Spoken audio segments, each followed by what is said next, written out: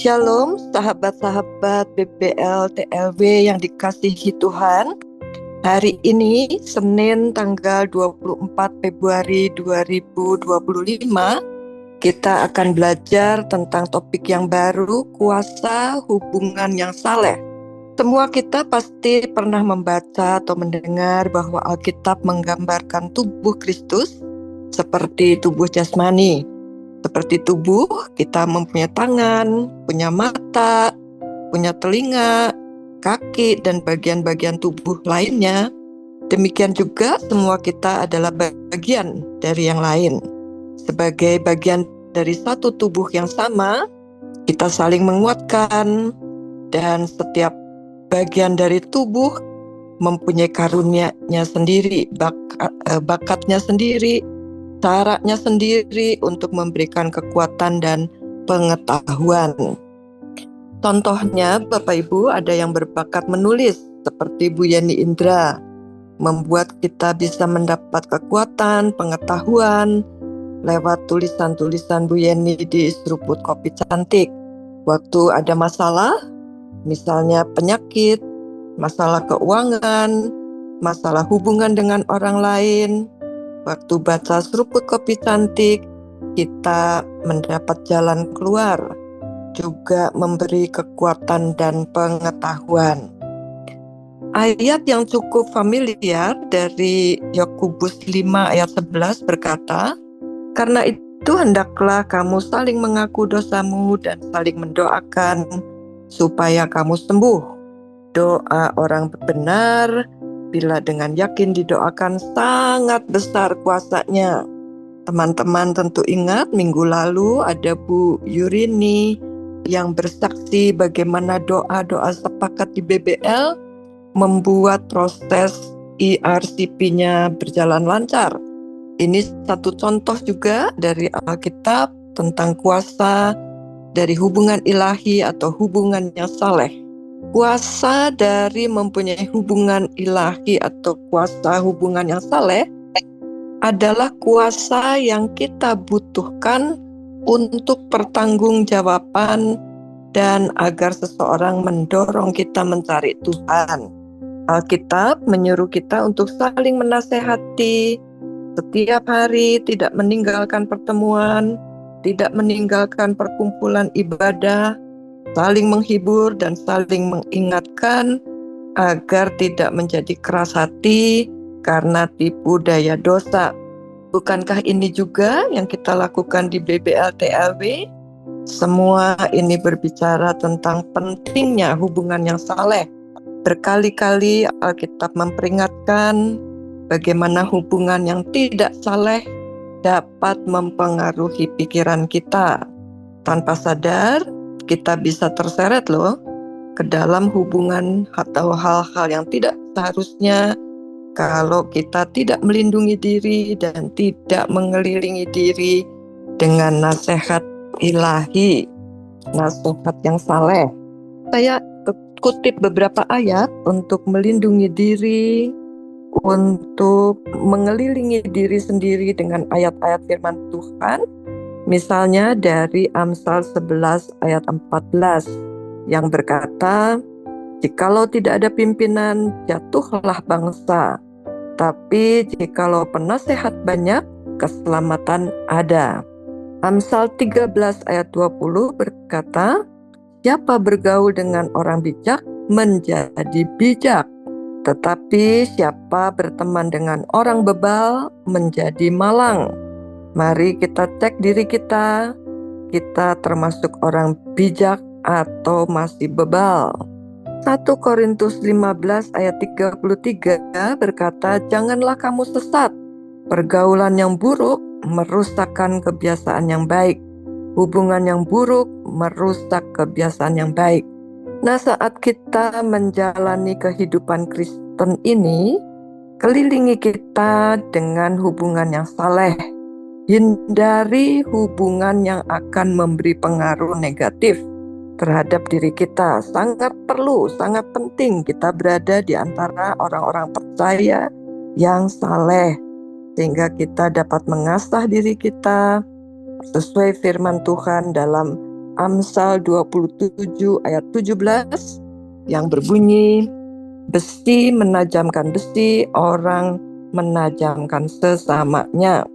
Ayat yang mendukung supaya kita menjaga hati kita dari hubungan yang tidak ilahi tercatat di Ibrani 10 ayat 24 dan 25. Dan marilah kita saling memperhatikan supaya kita saling mendorong dalam kasih dan dalam pekerjaan baik.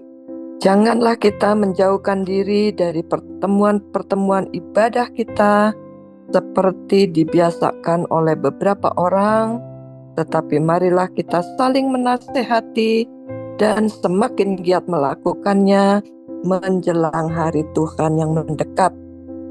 Nah, dari Ibrani 10 ayat 24 dan 25 ini, orang-orang yang mempunyai hubungan yang saleh, mempunyai hubungan ilahi, mendorong orang lain untuk mengasihi dan berbuat baik. Kita perlu berkumpul, bersekutu, dan saling menguatkan seperti yang kita lakukan di grup BBL ini. Nah, Bapak Ibu yang dikasih Tuhan, kenapa kita harus menjaga hati kita dari hubungan yang tidak saleh? Supaya kita tidak disesatkan oleh kebodohan. Tercatat jelas di Amsal 5 ayat 22 dan 23 yang berbunyi, orang fasik tertangkap dalam kejahatannya dan terjerat dalam tali dosanya sendiri.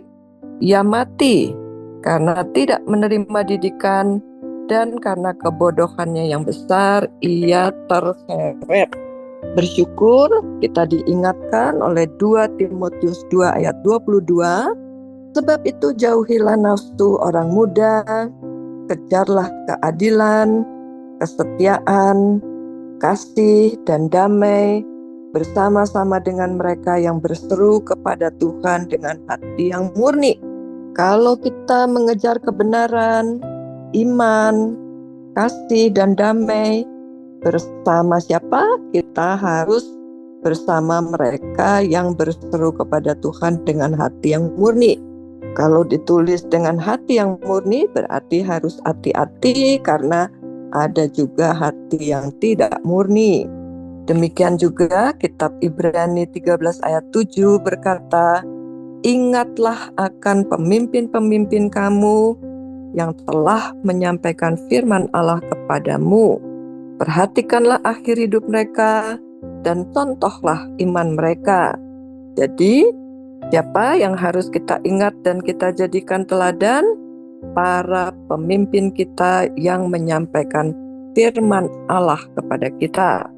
Bapak Ibu, saya ingin membagi contoh praktis yang baru saya alami. Saya baru pulang dari Solo bersama dengan 3 teman. Sebenarnya sudah lebih dari 10 kali saya ke Solo dengan teman-teman yang berbeda. Beberapa kali malah pernah lewat rumah Pak Jokowi semasa beliau masih menjabat sebagai presiden. Tapi belum pernah ketemu dengan Pak Jokowi secara pribadi. Nah, kali ini teman yang diajak ke Solo kepinginnya bukan kuliner, bukan shopping batik, tapi ingin ke rumah Pak Jokowi, ingin ketemu Pak Jokowi, malah kalau bisa mau minta tanda tangan Pak Jokowi. Jadi pagi kami spesial ke rumah beliau di Gang Kutai Utara nomor 1. Lumayan, ada sekitar lebih dari 20 orang punya keinginan yang sama. Tapi ternyata Pak Jokowinya ada di Jakarta. Nah, saran petugas, coba saja besok. Mungkin nanti sore sudah kembali dari Jakarta. Jadi besoknya kami mampir lagi. Kali ini jumlah orang jauh lebih banyak, sekitar 50 orang. Kami baru tahu bahwa ada CCTV terpasang di depan rumah Pak Jokowi. Jadi kalau kelihatan tamu yang ingin ketemu sudah banyak, beliau keluar menyambut dan menyalami tamu-tamu yang datang sampai tamu habis, lalu beliau akan masuk ke dalam rumah. Nanti kalau sudah banyak tamu lagi, Pak Jokowi akan keluar lagi menyambut grup kedua. Begitu seterusnya dari pukul 9 sampai 16 sore. Nah, kali ini kita percaya tidak ada kebetulan, Bapak Ibu. Rupanya petugas yang berjaga kemarin bertugas juga pagi besoknya dan mengenali kami. Ibu kan kemarin udah datang ya. Nah, sekarang Bapak ada, ditunggu aja Bu. Pasti nanti Bapak keluar. Wah, hati kami sudah berbunga-bunga. Seperti orang ulang tahun mau dapat kado. Rupanya tanpa kami sadari ada 2 wartawan mendengar bahwa kemarin kami sudah mampir dan hari itu balik lagi. Jadi kami diwawancara. Apakah kami datang ke rumah Bapak Jokowi ini disuruh oleh seseorang atau keinginan sendiri? Bapak Ibu datang dari mana? Kenapa kok ingin ketemu secara pribadi? Dan lucu aja ya, kami diwawancara seperti selebriti. Tapi betul juga, kami selebritinya TLW BBL. Jadi waktu saya renungkan, sebenarnya ini termasuk salah satu contoh tentang kuasa hubungan yang saleh. Bukankah setiap hari BBL berdoa bagi para pemimpin bangsa dan negeri Indonesia tercinta? Walaupun kami belum pernah ketemu Bu Iriana pun, kami nekat. Kami berani bilang, salam buat Ibu ya Pak. Udah kebayang kan? Jawaban Pak Jokowi, ya terima kasih, sambil senyum khas Pak Jokowi. Believe it or not Bapak Ibu, kalau ada kuasa ilahi bekerja, yang tadinya kami mau minta tanda tangan di atas kertas, ternyata malah nggak boleh, takut disalahgunakan. Jadi tanda tangannya di punggung t-shirt yang dipakai. Berkesan banget deh pokoknya. Ditambah lagi, tiap kami dapat oleh-oleh t-shirt bergambar wajah Pak Jokowi. Rupanya tamu-tamu memang dikasih kenang-kenangan. Kalau anak kecil dikasih buku, kalau orang besar disediakan t-shirt dalam karung-karung. Ada karung ukuran M, ukuran L, ukuran XL. Jadi siapa yang minat, siap-siap ya bisa dapat hadiah dari Pak Jokowi. Apa yang ditabur Bapak Jokowi sungguh-sungguh dituai juga, sekalipun beliau sudah purna tugas. Selama masa pemerintahannya, beliau memikirkan kepentingan rakyat, dan rakyat. Sekarang beliau dihormati, dikagumi, diteladani oleh rakyat dari Sabang sampai Merauke, dari Miangas sampai Pulau Rote. Hubungan presiden yang soleh dengan rakyat yang pernah dipimpinnya. Puji Tuhan. Demikian ya Bapak Ibu, pelajaran kita pagi hari ini. Sampai jumpa lagi besok. Tuhan Yesus memberkati.